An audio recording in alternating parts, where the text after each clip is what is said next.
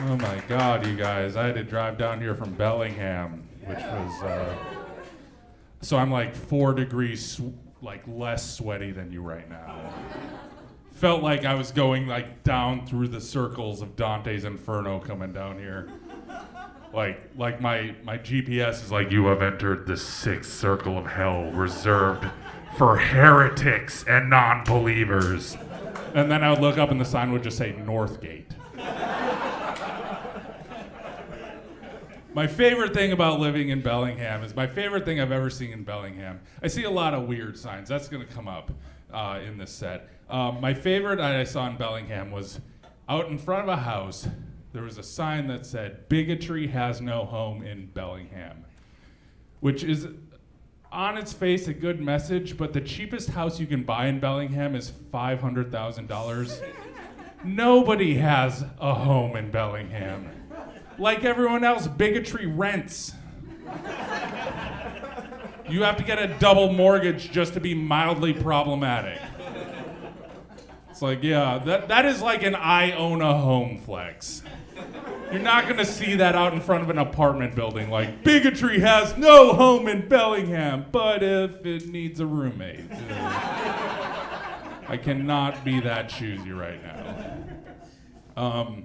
Another sign I saw this at the bus stop, because the bus stop is where you go when you have a philosophy degree, which I do.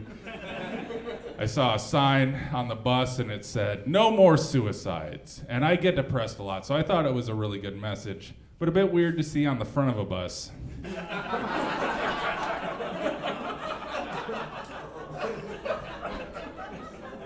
Best thing that happened to me in recent memory was at the bus stop. I looked down and what did I see? A full cigarette. Oh, I hit the jackpot.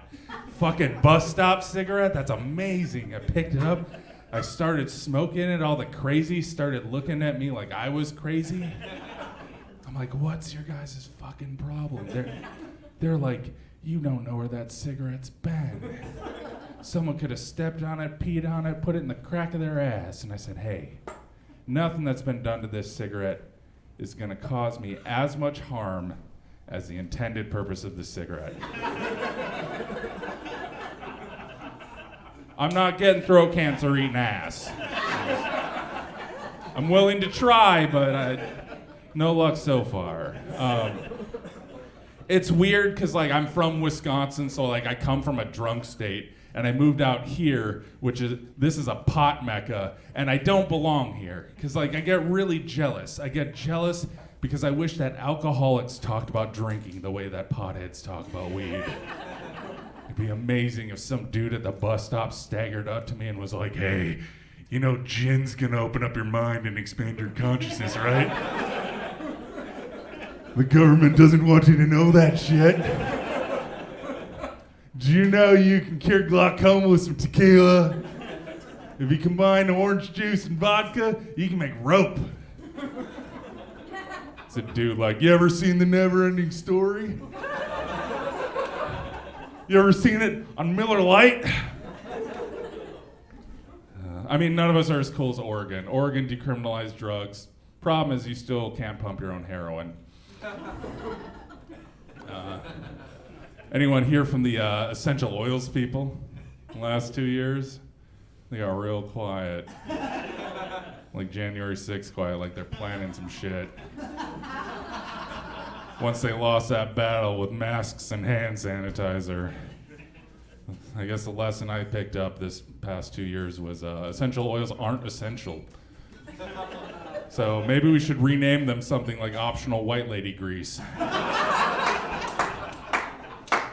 Pointless horoscope Crisco. Unnecessary serial killer podcast loop. We can't call them essential oils because we've never fought a war for essential oils. There's never 2003 George W. is fighting the axis of eucalyptus. Going into Iraq because he found some CBDs in there. Says, all right, we're fighting the war on terror. Either you're with us or you're on your own personal journey, and I respect that. Bomb-a-stay. Can't call it essential oils because we never had an essential oil spill.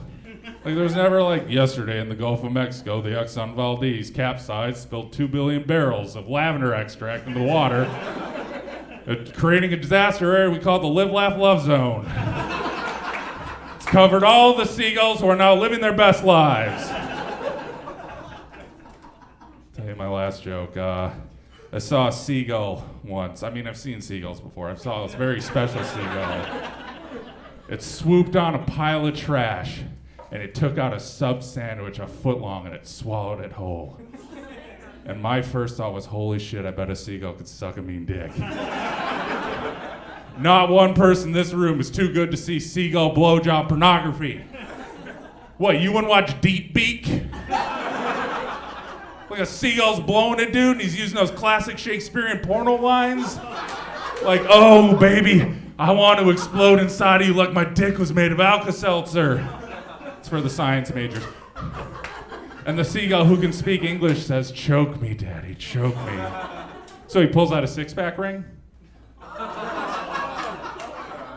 And there's a turtle in the corner doing cocaine. Not because he wants to, because he just got a straw caught in his nose. Decided to turn a negative into a positive. But you never want to see a turtle do cocaine because they really come out of their shells. All right, I am Brett Emerson. Thank you guys so much for coming out. Our next comedian, I really hope I am pronouncing this right. If I'm not, he will correct me. Greg Klesiak.